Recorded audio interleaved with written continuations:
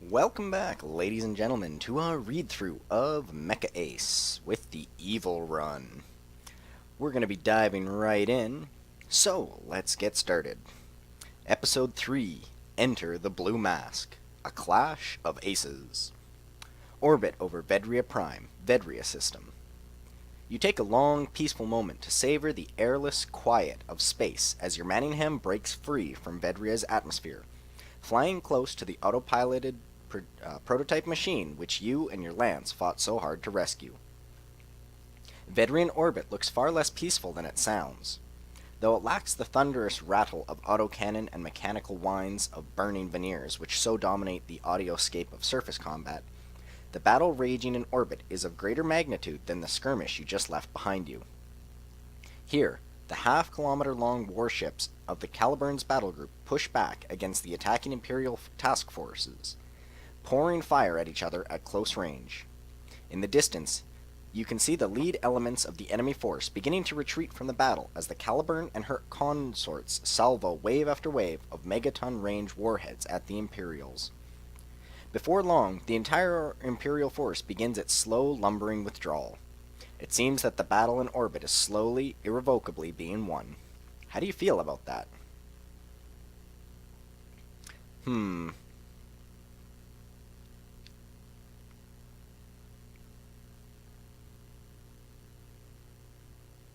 We're a little bit jealous.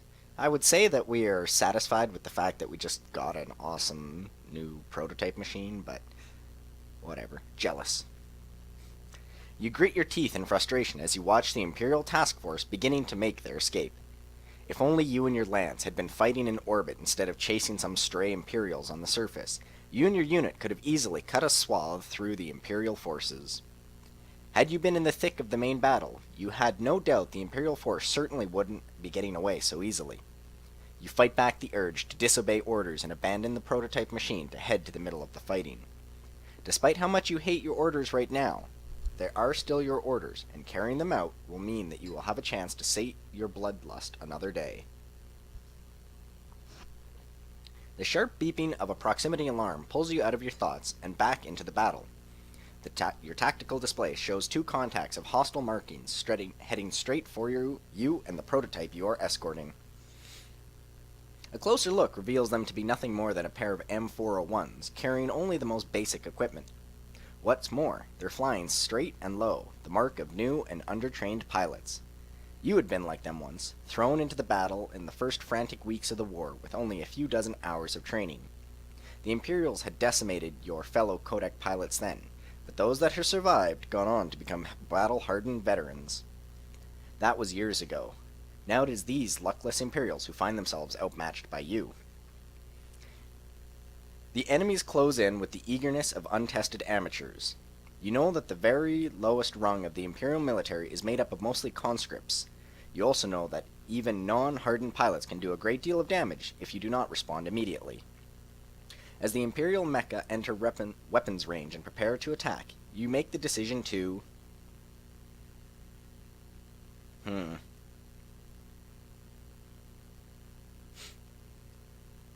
Let's attack them. If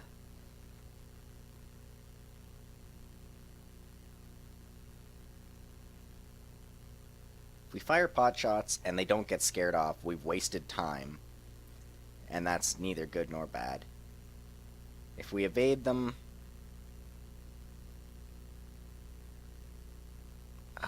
let's obey orders. I hate to do it, but let's obey orders. We're going to evade them just because I really don't want to lose the prototype machine. You pilot your Manningham towards the autopiloted prototype and quickly slave its autopilot controls to your own machine. You open the throttle as the Imperial machines open fire, sending streams of shell and tracers flying all around you. Surprisingly enough, the Imperials are even worse shots than they are pilots. Their fire goes wide. As your machine accelerates, you pull it into a sharp turn upwards, taking the prototype along with you. The Imperial pilots continue firing at you when you at the spot you were until you are long gone. After a few seconds of searching to their left and right, but not above or below, the two pilots wisely decide to break off. Chuckling at the incompetence of your would-be attackers, you reset the prototype's autopilot and continue on your way. A moment later, you receive a message from the Caliburn. Zaft lead. We're prepping the Hangar A to receive the package. Status report? You consider your brief encounter with the enemy, then shake your head. Nothing dangerous, Captain. Good. Keep me informed. Caliburn out. It's been a little while since I've recorded, so I guess I gotta get back into the swing of doing voices again. You're getting close to the Caliburn now. It would only take a few more minutes to get the prototype machine to the carrier's hangar bay, but as you approach safety, you fly closer and closer to the battle itself. At this distance, you can make out the shapes and forms of individual mecha. You watch as an allied lance of Grainzers streaks across the sky ahead of you and fire their particle rifles into the side of a repeating Imperial light cruiser. Needles of pale blue light pierce through the enemy warship, and soon it falls behind the retreating Imperial formation, plasma and atmosphere bleeding from its drive pods. Your eyes are pulled away from the sight from a call from the surface. Boss? Boss? Sadie's face appears on screen. I didn't want to bother you with this, but Zaft 4 insisted. I think that's the wrong voice. We found something, boss, Zaft 4 says, her face appearing in the new window in your display. Oh. That was Zaft 4. It's a container marked top secret. It's sealed tight, and none of us has the clearance to open it. I'd wager pretty safe odds that someone considered this thing important. Whatever it is, it weighs something like 500 metric tons. We'll need 2 of us to lift it. Sadie shakes her head. I don't want to waste our time dealing with this, not when we could still be hunting for enemy stragglers. Zaft 4 purses her lips. Our fight with the Imperials did a lot of damage to the complex. The place is falling apart. We might not have a chance to retrieve it later. Ensign Sadie sighs. Your call, boss. I'm cheating, absolutely cheating, and I know what's in the box from last run. We're bringing that fucking box with us. Sadie jumps forward in her seat. Boss! You shake your head at Sadie's protest. Hopefully this doesn't screw over our recording of her. No, I want this box to take priority. From the other window, Zaft 4 nods. Got it, boss. We'll move this thing to the surface and prepare for retrieval. Zaft 4 out. Your wingman gives you a dirty look before signing out. Zaft 2 out. Why couldn't Zaft 3 and 4 grab it, and then Sadie could go hunt whatever?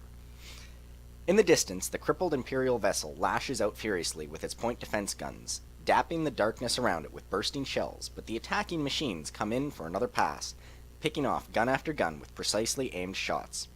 One by one, the defiant turrets of the wounded warship fall silent. As the cruiser's last guns fall silent, Caliburn and her escort ships fling a vast salvo of missiles into the now defenseless enemy vessel. The attacking mecha back away as each one of the warheads hits its home in a self-annihilating flash of antimatter. Explosions ripple across the stricken vessel's hull as bodies and fragments of metal are blown free, shimmering in the light of death and the Vedrian suns. Section by section, the ship's plating begins to fold and buckle as the ship's variable mass fields begin to fail. Entire portions of the hull crumple like sheets of paper crushed by a gigantic, invisible hand. Finally, a bright light emanates from the deepest recesses of the disintegrating vessel as it suffers a catastrophic reactor containment failure, consuming every part of it in a single, violent flash of unleashed exotic matter. 0.5 metric ton of metal, ceramic, and plastic, 600 lives, snuffed out in the space of 8 seconds. Their target destroyed, the attacking mecha back away from the slowly spreading field of wreckage. One by one, they return to their formation to seek out another target. At least, until one of them explodes. More out of morbid curiosity than anything else, you magnify your main display, centering in on the Allied forces as they quickly assume a defensive formation. It doesn't help them. Their attacker, and there is only one, is too fast for them to catch. Lances of pale blue fire pierce the dark heavens, but the Imperial mecha among them evades them with all the speed and grace that even your veteran skills would be hard-pressed to match. The enemy machine moves so swiftly that it barely appears as a blur of fire and metal on your screen, twirling your way through distant allies, monosaber shimmering in the sunlight. One by one, the codec machines are cut apart. Soon, all 6 are nothing more than burnt-out hulks or rapidly expanding clouds of debris. For a moment, you see the mysterious Imperial attacker, lit by the explosion of the last opponent. At first glance, it seems like a modified M401 Valier, but a quick and versatile but aging model of the Imperial Mecha. It should have been no match for 1 Grainzer, let alone 6. In fact, you can see very little that would distinguish it from a normal Imperial machine, save for its striking blue and silver paint scheme. Blue and silver. You break out into a cold sweat and begin to hear yourself breathe hard as you recognize the Imperial machine's distinctive colors. They are the custom paint job of the highest scoring ace in the Imperial military, Commandant Camille Hawkins, the Blue Masque. The Imperial Ace's machine turns around with the grace of a ballet dancer. With a bullet of flame from its veneers, it begins moving again, towards you. You barely have enough time to prepare yourself. The Imperial machine approaches with blinding speed. Your chances of evading, or otherwise outrunning the rapidly closing Imperial Mecha, are slim. A comm window blinks open on your main display. You find yourself face to face with a pale-faced man in an Imperial officer's pilot suit, perhaps in his late 20s. His features are gentle, perhaps even cherubic, despite his earnest expression. A sky blue mask, fashioned to look like a knight's visor, covers the top half of his face. From an upturned nose to the mop of an unruly golden blonde hair. "Good day, pilot." His voice is a smooth, rich baritone laced with all the gentlemanly eagerness of a knight, errant of a bygone age. "I'm sure you know who I am." Sorry, just knocking shit off on my computer, which is never a good idea. "What do you want?" you reply, almost involuntarily. "Want?" You imagine a golden eyebrow raising in question behind the inscrutable face of that archaic mask. "I suppose I shall want that white machine you are escorting, but ultimately, 'tis nothing more than a prize to be won." Hawkins' machine comes to a gentle stop, just outside your weapon's range. "For such a prize, I would request that you do me the honor of fighting for it in single combat." Well, that was unexpected. Your options flash through your mind as the Imperial Ace awaits your response. Your tactical display shows only a few friendlies nearby, and all of them either seem either engaged or clearing the area. It seems none of them want to be the Blue Masque's next victim. With the ships of the fleet wholly focused on matching missile broadsides with their Imperial counterparts, they won't be able to come to your aid either. It looks like you're going to have to face the famed Imperial Ace alone, unless your allies in orbit may have no reason to throw themselves into Blue Masque's way, but if you had ordered your own lance up from the surface, they'd be duty-bound to help you. However, with the losses they'd suffer, your unit would have to leave behind the package they found if they were to assist you in orbit. It would take them some time to reach you, but if you were able to hold off the Imperial Ace for long enough, you would outnumber your solitary opponent. Then again, Hawkins' insistence on challenging you to single combat might mean that he won't attack you if you were to refuse the challenge. It's a risky choice, but it means avoiding a fight with the Imperial Mace. If it means avoiding a fight with the Imperial Ace, it might be worth a try. Lastly, you could always accept the challenge. Hawkins' Valier custom gives him the advantage that you can't match, but his formidable reputation as a pilot must certainly be considered.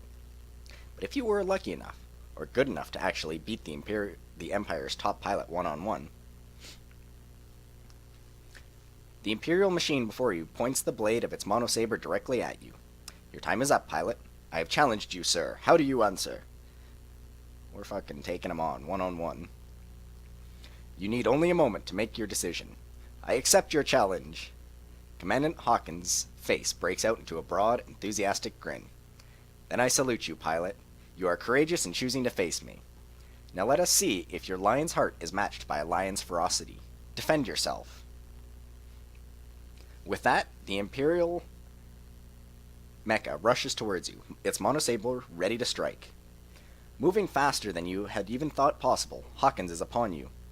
This time, you are prepared for the enemy's blinding speed. As the enemy approaches once more, you quickly ask yourself how you want to fight this, or how you want this duel to be fought.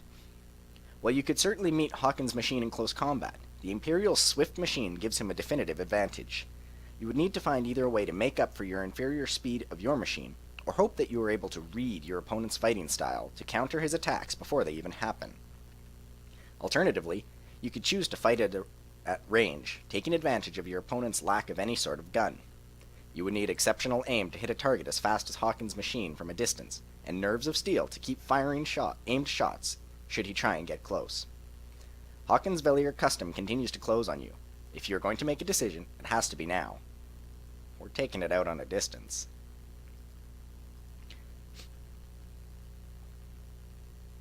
You send your machine flying backwards as fast as you can. When Hawkins charges in to strike you, you are long gone.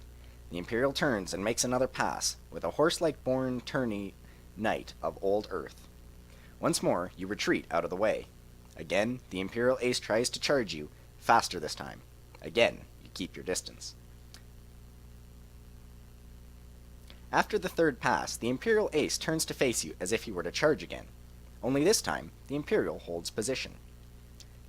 "Tell me, pilot," he says through still open comm channel, his eyes intent behind the mask. "Why do you fight?" The question takes you by surprise. You think back to that day, an eternity ago, when you signed up in the fight against old Earth. You had a cause then, a burning in your soul which drove you to battle. Does it drive you still? Yeah, we fight to kill people.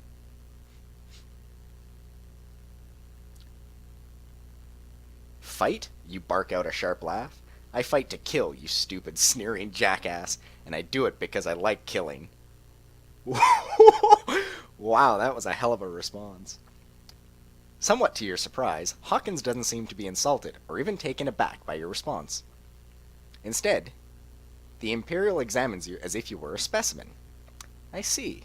Are you a true warrior who understands the nobility of armed combat in its rawest form? Or are you merely a blood-crazed animal incapable of thought, fit only to be put down?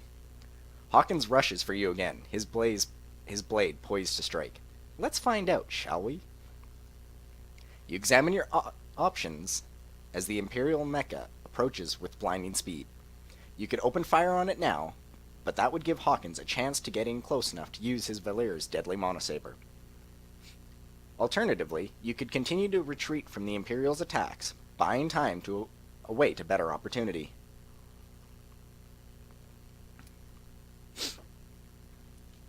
It occurs to you that you could use Hawkins' verbosity against him. If your opponent is too busy monologuing to put all of his focus into the fight, it would be a lot easier to fend off his attacks. Of course, if you felt the need to change tactics and close into melee combat, you seriously doubt the Imperial Ace would stop you. We are opening fire. It's time to do some damage. None of this running away bullshit. You bring up your particle rifle and aim carefully on the onrushing Imperial machine, waiting for the perfect moment to squeeze the trigger. Your shot streaks out nearly as fast as light itself, and misses. Somehow, the Imperial has managed to dodge your shot. It should have been impossible. No human being is quick enough to evade a shot from a particle rifle. Quickly, you cycle the bolt and fire again. This time, the Imperial Ace dances out of the way a split second before you even squeeze the trigger. That's when you realize it. Hawkins isn't dodging your fire. He's dodging whenever your machine aims at him and prepares to fire. You cycle the bolt again. This time, you have a plan. You aim at the Imperial as if to fire and pretend to squeeze the trigger. As expected, Hawkins' machine slides sideways, but this time you are ready. You quickly shift aim and fire again. This time, the shot hits Hawkins' machines, clipping one arm. The hand of the Valier Custom sword flies off into the endless expanse of space, monosaber still clutched in its frozen fingers. The Imperial Ace pulls out of his charge and falls back out of range. After a moment, the Imperial machine draws up a backup weapon, chain knife mounted on the elbow. draws a backup weapon, a chain knife mounted on the elbow. Ready for battle again, the Imperial Ace renews his attack. That's, he's not gonna fall for the same thing again. He's missing an arm. Do we try him in melee?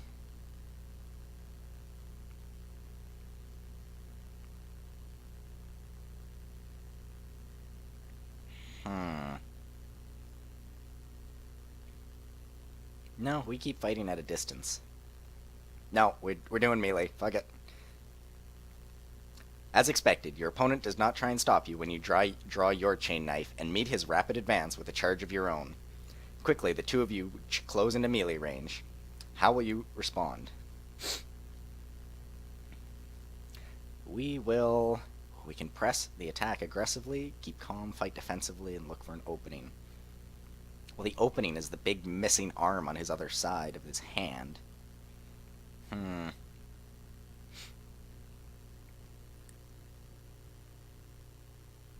Fighting defensively and looking for an opening is not going to be the way to do it. We attack aggressively.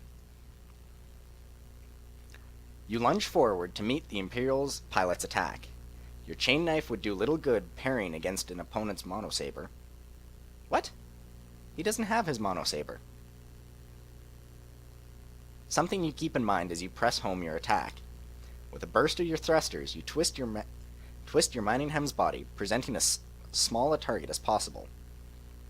The Imperial machine dodges to the side at the last instant. You see sparks fly as your weapon scrapes the Valier's customs frontal armor, but now Hawkins is in a perfect position for an attack of his own. The Imperial pilot brings down his monosaber on your... What? No. He does not have his monosaber. We blew it off into the expanses of space. He pulled out a backup weapon. What the hell?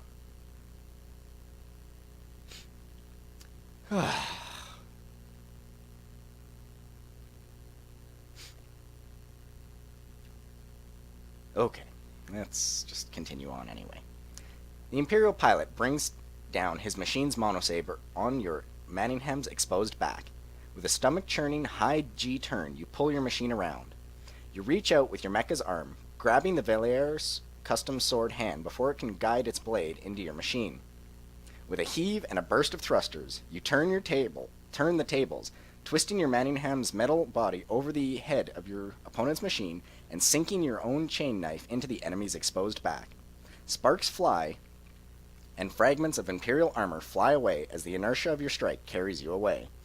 Hawkins turns his mecha around as you prepare for another attack. Okay, so at least he didn't hit us with a monosaber, because that would have done a shit ton of damage. Before Hawkins can strike again, you become instantly aware of an incessant beeping. It is only when the Valier custom pulls up short that you realize it is coming from the other end of your comm link with the Imperial machine. The Imperial Ace pulls back and sheathes his blade. His expression is almost apologetic as he looks upon you. I'm afraid I must cut short our dance short, pilot. The Imperial gives you a sad little grin. To interrupt our engagement pains me greatly. You are the first who have ever come so close to defeating me. You fascinate me, pilot. With that, the Valier custom turns around and retreats for the fleeting shapes of the Imperial task force. I look forward to our next encounter, pilot. The space over Vedria is strangely calm as you watch the Imperial machine recede into the blackness of space. In the distance, you can see the clouds of debris and bodies where the fighting had been hardest, floating almost toy-like in the microgravity of orbit. Only the sleek, deadly ships of the victorious Kodak fleet remain, triumphant despite the efforts of the enemy. With the battle over, there remains nothing to be done besides return your machines to the safety of the Caliburn's hangar deck. Wow, that was a hell of a fight. We blew off his monosaber, then he pulled out a chainsword, and it miraculously turned into a monosaber, and then we stabbed him. I'd say that was pretty good. The last of the combat adrenaline leaves you as you set your Manningham gently onto the Caliburn's recovery deck. A sudden wave of exhaustion hits you as your machine is slowly lowered through the hangar elevator to the airlock. You can barely stay alert as the telltale hiss of the atmosphere fills the pressure chamber, and the sounds of the hangar bay begin to filter through the quickly thickening atmosphere outside your machine. By the time the airlock opens, you are operating in a post-combat fugue? Barely even noticing or recognizing the secured bulk of the white prototype mecha as you pass it in the hangar bay and head for your machine's own berth. Your eyelids heavy and your breathing coming heavily, you set your machine down in the maintenance dock. Your mind goes through the shutdown check slowly, as if it were swimming in mud. Finally, the last of your displays shuts down, leaving your cockpit lit only by the small emergency lights on your suit. With a high-pitched hiss, your machine's cockpit slides open. The sounds and lights of the Caliburn hangar deck assault your senses. You take a deep breath and pull yourself out of the machine. You have reached a checkpoint. Yes, we would love to save, please. Progress saved. And with that, a hell of a fight with the Blue Masque in which we managed to shoot him and stab him without being touched. That was an amazing fight. I was genuinely worried there when it started talking about his mono saber, which he shouldn't have had, going into our back, but we are too badass for that. Anyway, next time we will be reading the first interlude of the series. So, I will talk to you guys next time. Later.